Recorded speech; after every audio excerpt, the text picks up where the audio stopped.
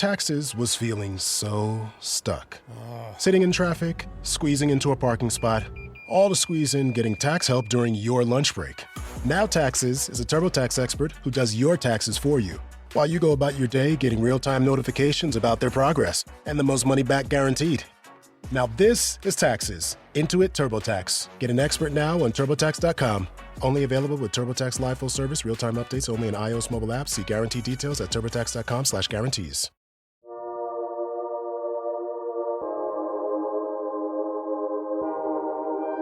Morgan Pitelka is a historian of Asia and a researcher internationally known for his expertise in Japanese art and culture and his love of tea. After graduating from Oberlin College, Morgan earned a doctorate in East Asian Studies at Princeton University. He next taught for 8 years at Occidental College in Los Angeles. In 2013, he was named director of the Carolina Asia Center at the University of North Carolina at Chapel Hill. He chaired the Department of Asian Studies at UNC from 2019 to 2024 and is now a distinguished professor of history and Asian studies. The son of a potter, he has a lifelong passion for all things tea. Morgan Pitelka is the author of Spectacular Accumulation, a book on precious objects pursued by Japanese military leaders during the Shogun era. He has also written on interpreting medieval ruins and the value of material culture, tea culture, and raku potters. Let's welcome this remarkable tea historian and lecturer from North Carolina. I'm really happy to be here talking with you today, Dan. Thanks. 500 years ago, Kyoto was the imperial capital of Japan, a thriving center of cultural creativity despite 2 centuries of civil war that ultimately devastated the city. Will you discuss tea's vibrant role in this period of war? In Japanese history, tea has been used in different ways at different historical moments. My specialty is the late medieval and early modern period, especially the 16th and 17th centuries. And that also happens to be the most intensely active era in the culture of tea, when the elites, the samurai leaders, the wealthy merchants, the heads of Buddhist temples, pretty much universally were engaged in the active study of the tea ceremony and the use of tea culture as part of their political activities. So tea in that period was actually very closely intertwined with war. And so part of my research and part of my teaching is to understand that and to emphasize it, because I think if we erase the connection that tea had historically with power and with war, that's actually dangerous, right? To misunderstand the past is potentially to allow it to be repeated in ways that would be much more violent and destructive in the present. There's an idea in East Asian history and culture that there is the kind of sphere of military activity, and there's the sphere of literature and culture, right? In Chinese, this is known as wenwu, and in Japanese, it's bunbu. And the idea that these are separate, I think, is one of the great sort of myths, in a way, of East Asian history, because in the lives of leaders, the two were intertwined. Mm-hmm. So a shogun or a samurai warlord would ride his horse, leading his men into battle, and then in the aftermath, use a tea banquet, a tea gathering, as a way to kind of knit the warrior band back together. Some people had been lost, many acts of violence had been committed, and I think tea was one of many ritual practices that the samurai used to kind of recreate the warrior organization when it was frayed by the act of war.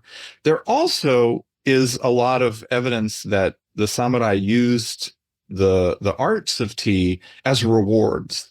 So, if my general successfully topples that castle that I've sent him to defeat, I might reward him by gifting him the most famous tea bowl in my collection. You might think he would instead want a lot of land, a lot of prisoners, a lot of gold. But because these 16th and 17th century samurai cared so much about tea culture, the best reward you could possibly receive in many cases was a tea utensil. And then that would become part of your treasured collection that defined you as a warrior, not only your axe on the battlefield, but your collection of Chinese and Japanese ceramics made you great. And so that's a history that I think is worth celebrating and understanding. It's a reminder that practices that in the modern era we associate with meditation, self-knowledge, health, healing, have a complicated history that sometimes goes beyond just the spiritual dimension. And I'm really interested in delving into that. Later, when Japan in the late 19th and 20th centuries became a global power, had a militaristic empire, tea played a role in new notions of Japanese identity, new notions of Japanese culture that evolved in response to the circumstances of the world at that time. And then when Japan lost the war and was so, soundly defeated and had to reinvent itself in the post-war era, tea was kind of reconfigured once again to become associated with this idea of global peace. And it's a noble concept and an aspiration I am supportive of. But to me, we can't allow that post-war aspiration to erase the pre-war use of tea in very ideological ways and the close association of tea with war in the pre-modern era. So as a historian, as an educator, untangling that mess is sort of what I've committed my career to. How has academic interest and appreciation of tea culture evolved? I'm a specialist in Japan, and that gives me the opportunity to travel to Japan to do my research. And tea culture in Japan, both the tea ceremony, the kind of formal, I think most well-known version of tea culture in Japan is one part of the work that I do. But tea is also, of course, just an incredibly important beverage, and it's an industry in Japan. So those are both areas where collaboration is important. Because I'm a historian who's interested in art, I often meet with archaeologists. I go to museums that have big collections of tea utensils, of the different art forms that are associated with the history of tea. And more recently, I've become interested in tea and the environment. So, I'm interested in tea plantations, tea production, tea distribution in Japan. Japan is definitely one of many cultures in Asia that has such a deep engagement with tea in every aspect of life, whether it's the startling variety of tea beverages you can buy in a vending machine in any train station, to the temples and tea houses where you can have Chanoyu, the kind of formal tea ceremony with green matcha, to really understand the history of that whole range of tea culture in Japan. You have to talk to a lot of people, and you have to travel to a lot of places, because it's truly across the entire Japanese archipelago, in every city, the culture of tea is nuanced and local. And so part of the joy of studying the history of tea in Japan is trying to see that big picture through talking to folks all across the country.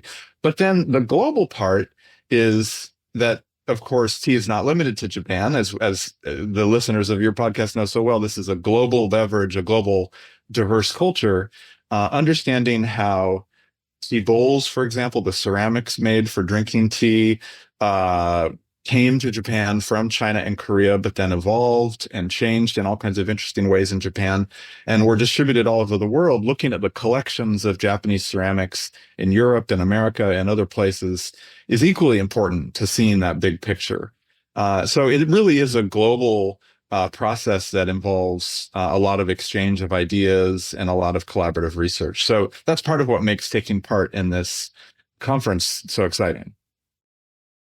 Will you share your thoughts on proposals to establish a global educational hub for tea? It's a really intriguing proposition, and I've been so excited to see the work that Catherine and others have been doing. It is a great opportunity to see the cultural distinctions in how tea operates from one place to another or from one moment to another, but then to also find the connecting through lines, because of course the tea plants have the same scientific properties, they have the same biochemical elements, and they interact with human bodies, of course, in these different cultures in similar ways. So the chance to understand how the cultural articulations of tea differ, but how the scientific environmental foundations are connected, I think is a wonderful chance. I mean, that's in my mind what global collaborative work is about. It's about seeing similarities and differences, right? We don't want to flatten the world. We don't want to say tea is the same everywhere. We're all the same because we all drink tea. That really risks erasing differences that matter. But on the other hand, we don't want to just say, well, Japanese tea culture and Chinese tea culture are so different. They have nothing in common. There's nothing to learn from one another. That's, I think, wrong and dangerous. They're fundamentally linked, and there's been so much mutual influence in both the past and the present. So there's something about a respectful and healthy engagement where we line up the things that help us to tell these cultures apart, but we scientifically understand what brings them together.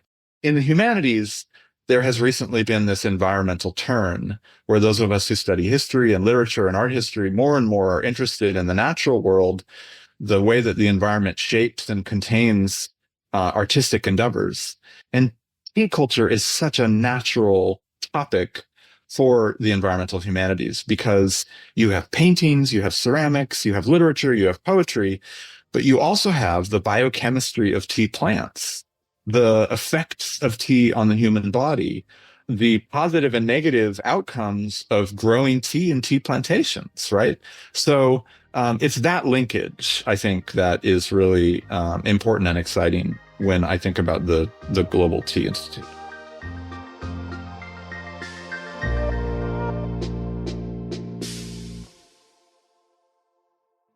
Produced by Adavita Studios. Connect your voice to the world.